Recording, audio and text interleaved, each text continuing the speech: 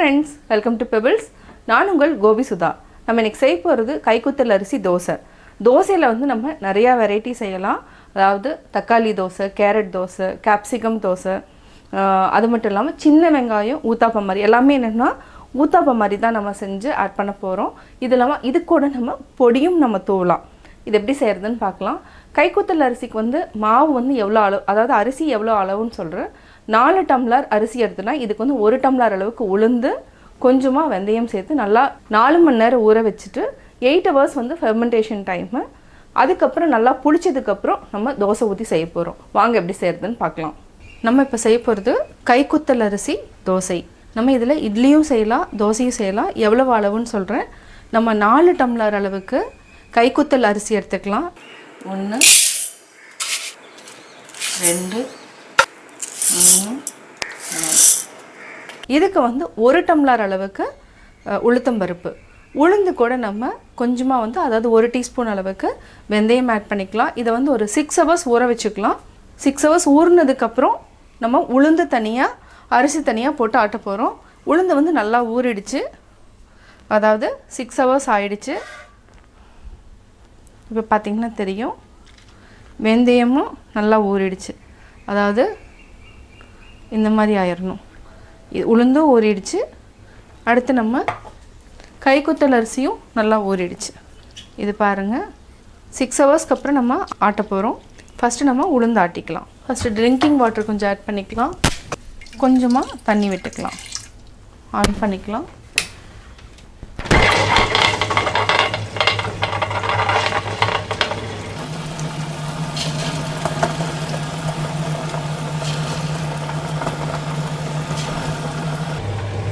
இடையில நல்லா கையில் தள்ளி விட்டுக்கோங்க. எப்போவுமே உளுந்து வந்து என்னென்னா ஓரத்தில் வந்து நிறையா தேங்கி நிற்கும். அதுக்கு வந்து என்னென்னா ஒரே ஒரு கை வந்து நம்ம அரிசி ஊற வச்ச அரிசியை ஆட் பண்ணிக்கலாம். அப்போ என்னென்னா உளுந்து வந்து இந்த ஓரத்துலலாம் தங்காது. இது நல்லா அரைச்சதுக்கப்புறம் நம்ம எடுத்துக்கலாம்.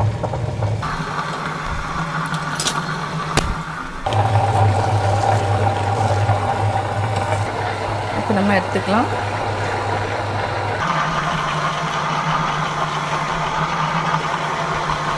இப்போ நம்ம உளுந்து எடுத்துட்டோம், அரிசியை ஆட் பண்ணிக்கலாம்.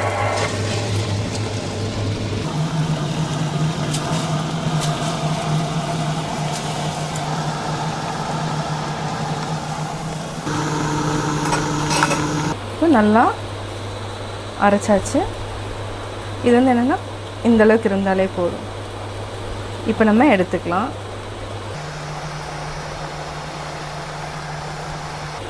இது கொஞ்சம் அதாவது என்னென்னா தண்ணி மாதிரி இருக்கிறதுனால நம்ம எடுக்க முடியாது. ஆஃப் பண்ணிவிட்டு இதை அப்படியே ஊற்றிக்கலாம். நம்ம 1 டீஸ்பூன் அளவுக்கு உப்பு போட்டுக்கலாம். இதை நல்லா மிக்ஸ் பண்ணிக்கோங்க. நல்லா மிக்ஸ் பண்ணிட்டோம். இது வந்து ஃபெர்மெண்டேஷன் டைம் வந்து மினிமம் வந்து 8 hours வந்து நல்லா புளிக்கணும். அதுக்கப்புறம் நம்ம தோசை ஊற்றிக்கலாம். கொஞ்சமாக அப்படி தண்ணியை தெளித்து விட்டுடுங்க. காலையில் பார்த்திங்கன்னா நல்லா புளிச்சு உப்பி வரும். அந்த டைமில் நம்ம தோசை ஊற்றிக்கலாம். அவ்வளோதான். இப்போ நம்ம மூடி வச்சுக்கலாம். கைக்குத்தல் அரிசியில் நம்ம மாவு அரைச்சிருக்கிறோம், தோசை மாவு. 8 hours ஆயிருக்கு. நல்லா புளிச்சிருச்சு. பார்த்திங்கனாவே தெரியும். இதான் இந்த மாதிரி இருக்கணும் மாவு. இப்படி இருந்துச்சுன்னா நல்லா புளிச்சிருச்சுன்னு அர்த்தம். இதை நல்லா மிக்ஸ் பண்ணி விடுங்க. நம்ம கொஞ்சமாக தண்ணி விட்டுக்கலாம். நல்லா கலக்கிக்கோங்க. நம்ம இந்த மாவில் வந்து 5 வகையான ஊத்தாப்பம் செய்ய போகிறோம். நம்ம அரிசி அதாவது கைக்குத்தல் அரிசி தோசை மாவு கலந்துட்டோம். இதுக்கு என்னென்ன ஊத்தாப்பத்துக்கு வந்து என்னென்ன போட போகிறோம் அப்படிங்கிறது தான் பார்க்குறோம். பெரிய வெங்காயம் நம்ம 1 வெங்காயத்தை நான் பொடியாக நறுக்கியிருக்கிறேன். கொடமிளகா, அரை கொடமிளகா, அதாவது எத்தனை பேர் இருக்கிறோமோ அந்தளவுக்கு நம்ம பொடி பொடியாக கட் பண்ணி வச்சுக்கலாம். இது வந்து அரை கொடமிளகா. தக்காளி அரைவாசி எடுத்துருக்கிறேன். 2 கேரட் துருவி வச்சுருக்கேன். இது வந்து சின்ன வெங்காயம். சின்ன வெங்காயத்துக்கு கூட மேலே வந்து பச்சை மிளகாயை பொடியாக நறுக்கியிருக்கிறோம். இப்போ எப்படி செய்கிறதுன்னு பார்க்கலாம். இதுக்கு மேலே நம்ம பொடி கொஞ்சம் தூவி ஊத்தாப்பு சுட்டுக்கலாம். ஃபஸ்ட்டு நம்ம எண்ணெய் விட்டுக்கலாம்.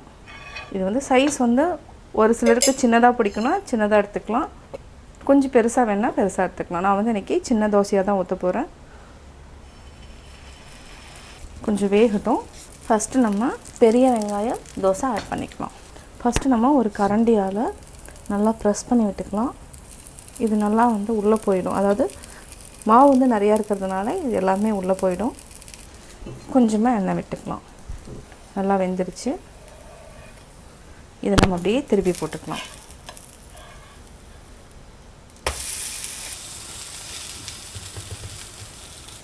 கொஞ்சம் எண்ணெய் விட்டுக்கலாம். பெரிய வெங்காயம் தோசை நம்ம அப்படியே திருப்பி போட்டுக்கலாம். பெரிய வெங்காயம் நல்லா வெந்துருச்சு. இப்போ நம்ம எடுத்துக்கலாம். Onion uttapam ready. எண்ணெய் விட்டுக்கலாம்.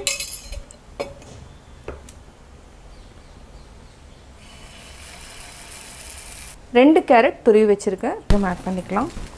இப்போது இட்லி பொடி போட்டுக்கலாம். நல்லா அப்படியே ப்ரெஸ் பண்ணிக்கோங்க. மேலே எண்ணெய் விட்டுக்கலாம். இன்னும் வந்து வேகணும். நம்ம இப்போ திருப்பி போட்டுக்கலாம். இது கொஞ்சம் நல்லா ப்ரெஸ் பண்ணி விட்டோன்னா என்னென்னா நல்லா வேகும். எக்ஸ்ட்ரா மாவு வெளியில் வந்தாலும் இந்த மாவு நல்லா வெந்துடும். இது மேலே லைட்டாக எண்ணெய் விட்டுக்கலாம். இப்போ நம்ம திருப்பி போட்டுக்கலாம். பார்த்திங்கன்னா நல்லா கேரட்டு வெந்துருச்சு. அதேமாதிரி பொடியினோட வாசமும் நல்லா வர ஆரம்பிக்கும். இப்போ இந்த ஓரத்தில் மட்டும் கொஞ்சம் நம்ம இது பண்ணிக்கலாம். இப்போது கேரட் தோசை ரெடி ஆகியாச்சு. எண்ணெய் விட்டுக்கலாம்.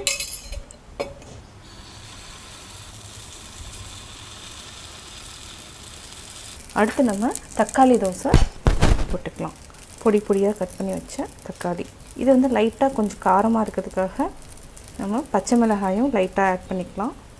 இப்போது இட்லி பொடி போட்டுக்கலாம். நல்லா அப்படியே ப்ரெஸ் பண்ணிக்கோங்க.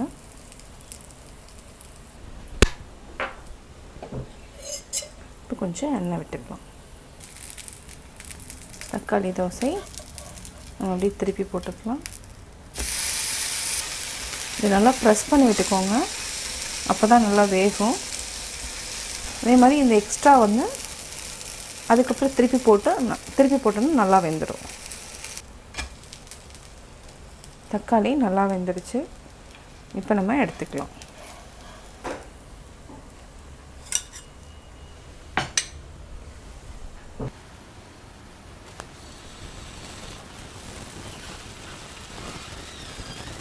இப்போ நம்ம கேப்சிகம் ஆட் பண்ணிக்கலாம்.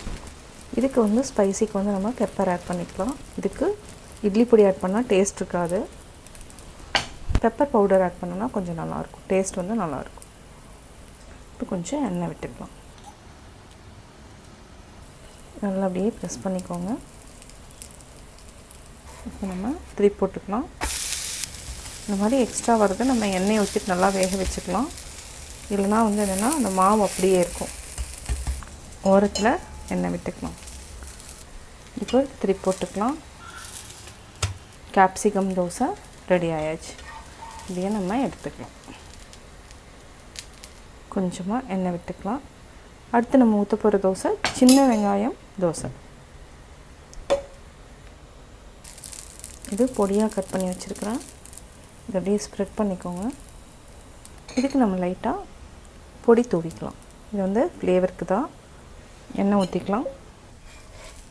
இப்போ நம்ம திருப்பி போட்டுக்கலாம். சின்ன வெங்காயத்தினோட ஸ்மெல் வந்து வர ஆரம்பிக்குது. அதாவது இது நல்லா தீயிற மாதிரி இருந்தால் தான் டேஸ்ட் வந்து நல்லாயிருக்கும். இப்போ நம்ம எடுத்துக்கலாம். சின்ன வெங்காயம் பொடி தோசை. தக்காளி ஊத்தாப்பம், பெரிய வெங்காயம் ஊத்தாப்பம், கேரட் ஊத்தாப்பம், சின்ன வெங்காய பொடி ஊத்தாப்பம், கொடமிளகாய் மிளகுத்தூள் ஊத்தாப்பம். 5 வகையான ஊத்தாப்பங்கள் ரெடி. நான் தோசை வெரைட்டி எப்படி செஞ்சேங்கிறத பார்த்தீங்க. நீங்களும் வீட்டில் ட்ரை பண்ணி பார்த்துட்டு உங்களுடைய கமெண்ட்ஸ் எனக்கு சொல்லுங்கள். பிடிச்சிருந்தா லைக் பண்ணுங்கள். மறக்காமல் சப்ஸ்கிரைப் பண்ணுங்கள். என்னோடய குக்கிங் வீடியோ முடிஞ்சதுக்கப்புறம் பார்த்தீங்கன்னா ஒரு திருக்குறள் வந்து நீங்கள் பார்க்கலாம். உங்கள் குழந்தைகளுக்கு நீங்கள் சொல்லித்தரலாம். சொல்லுக சொல்லிற் பயனுடைய சொல்லற்க சொல்லிற் பயனிலா சொல். பிறர்க்கு பயன் தரக்கூடிய சொற்களை மட்டுமே சொல்ல வேண்டும். அதுபோன்றே பயன் தராத சொற்களை பேசக்கூடாது.